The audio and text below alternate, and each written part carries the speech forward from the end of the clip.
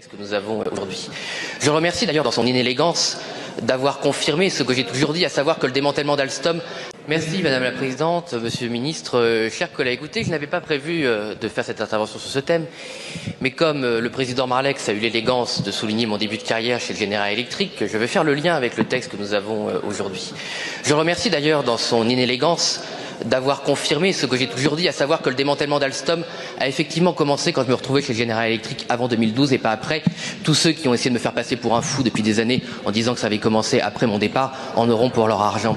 Ce que je voulais dire, c'est qu'effectivement, je suis peut-être une des personnes les mieux placées pour savoir ce que peut faire une multinationale américaine quand elle veut attenter aux intérêts d'un pays souverain comme la France, y compris dans son cœur, y compris dans sa souveraineté énergétique. Je sais à quel point une multinationale américaine peut acheter des intérêts français. Je sais à quel point ils peuvent acheter des hauts fonctionnaires, à quel point ils peuvent acheter des groupes politiques, y compris le vôtre, Monsieur Marlex, puisqu'il a fallu 5 ans et que Monsieur Guémard disparaisse de votre groupe pour que la commission... J'ai pas dit que c'était votre faute, j'ai dit que c'était l'UMP, pour que, au bout de 5 ans, l'UMP puisse enfin déclencher cette commission qu'elle ne pouvait pas quand le mari de Monsieur Guémard était dans votre groupe. Je sais tout ce que peut faire une multinationale américaine. Je sais qu'elle peut même acheter des fonctionnaires dans les cabinets ministériels. Vous pouvez être reçu par le cabinet de Monsieur Montebourg, amener des documents au cabinet de Monsieur Montebourg, et ces documents disparaissent dans les couloirs de Bercy, et la personne qui vous a reçu devient quelques années après un banquier d'affaires dans une banque américaine, sans que cela ne pose de problème à personne, sans que des problèmes déontologiques soient posés à personne. Et quelques années après, quand vous pouvez demander aux personnes en charge de la déontologie pourquoi ils ont accepté que cette personne qui était en charge de la défense d'Alstom soit nommée dans une banque américaine qui a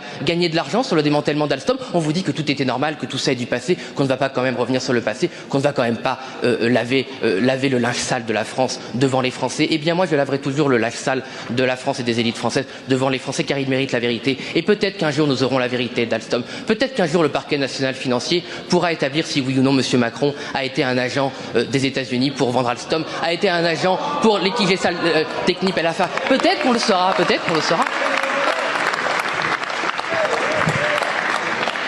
Je sais aussi les pires moyens des ingérences américaines, puisqu'on m'a lancé ce sujet, je ne vais pas m'arrêter, chers collègues. Je sais aussi que vous pouvez rentrer chez vous un soir et que votre appartement a été visité par des forces mystérieuses.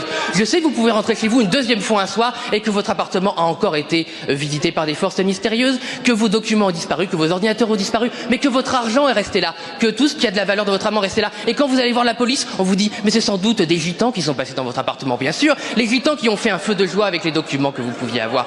Je sais aussi qu'est-ce que ça peut faire, et mon collègue Thomas Ménager est là derrière moi, c'est lui qui m'a récupéré, qu'un soir, non mais ça peut vous intéresser peut-être, car c'est la vérité, chers collègues, qu'un soir, vous quittez le travail à 22 h un samedi soir, et puis vous êtes pris dans une rue sombre, vous êtes agressé au couteau, vous êtes mis à terre, quelqu'un qui parle anglais vous enfonce sa lame dans la paupière en vous disant que si vous allez voir la police, il va vous tuer.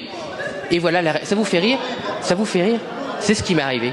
Et tout ça, c'est peu ce qui peut arriver à d'autres lanceurs d'alerte qui ont eu beaucoup plus de courage que moi, qui ont fait des choses bien plus graves que moi. Ce qui est arrivé à notre compatriote Frédéric Pierucci, dans votre indifférence la plus totale, retenu en otage dans une prison, dans un quartier antiterroriste par les Américains. Il n'y a pas un seul ici qui a été élu en 2014, en 2015, qui a levé le petit doigt pour Monsieur Pierucci. Pas un seul d'entre vous. Vous n'en avez rien à voir. Je parle des macronistes. Vous n'en aviez rien à faire. Et vous n'en avez d'ailleurs toujours rien à faire des années après. Vous n'en avez rien à faire. Vous n'en avez rien à faire que Julian Assange, qui a alerté la presse occidentale, soit retenu dans des conditions inhumaines, des conditions qu'on accepterait pour personne d'autre, mais vous les acceptez pour les États-Unis, car vous n'avez aucun principe.